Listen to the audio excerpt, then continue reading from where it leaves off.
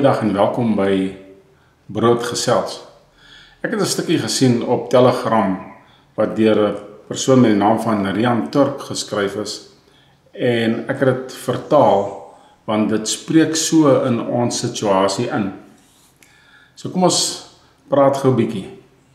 Selfs die miljard rand kristalbal wat gebruik word om na Suid-Afrika se toekoms te kyk, is stukkend gebreek, gesteel en die stukkies is verkoop deur korrupte, gulsige, breinlose idioote. Wat lê in die relatiewe kort en medium termyn vir ons voor?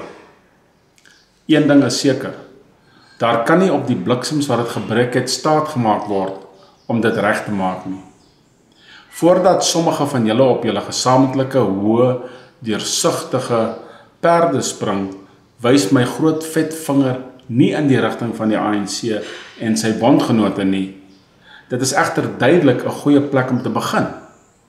Maar 'n 30-jarige opsomming is op hierdie stadium oorbodig.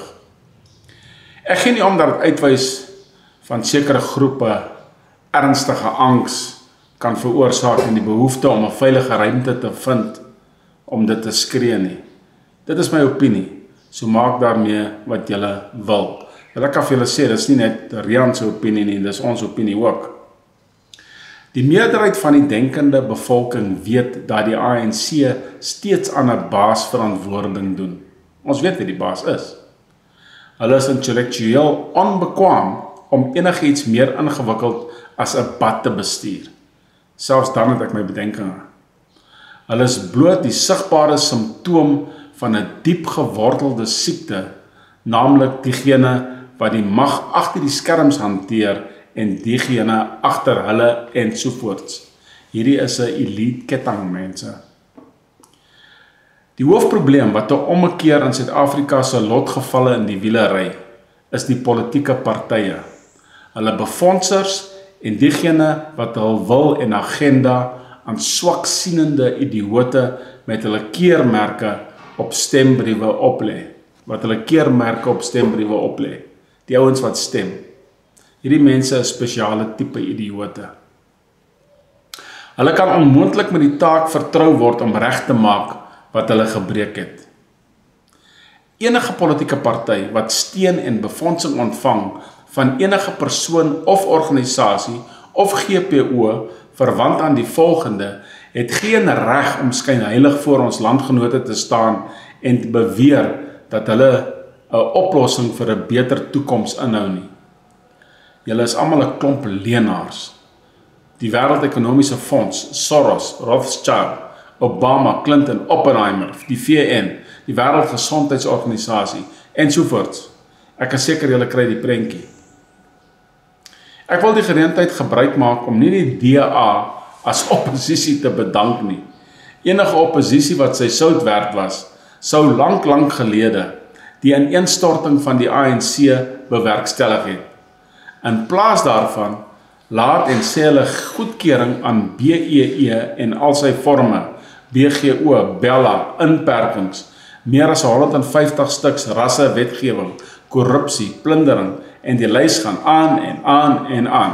Swak en ruggraatloos en so in die sak van die Wêreldekonomiese Fonds.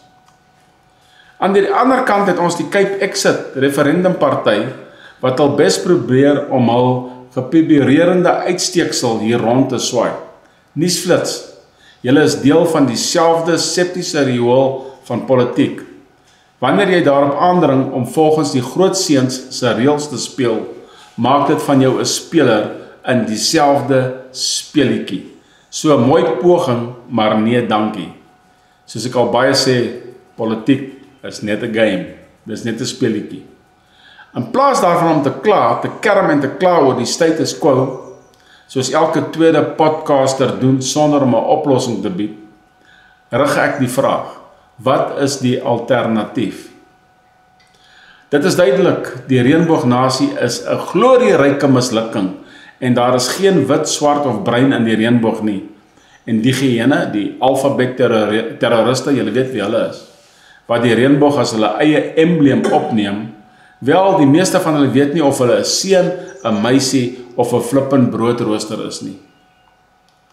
Olie en water meng nie, so ook nie melk en suurlemoensap nie. Hou op om te probeer om ons almal in een belaglike mengsel in te laat pas. Dit werk eenvoudig nie.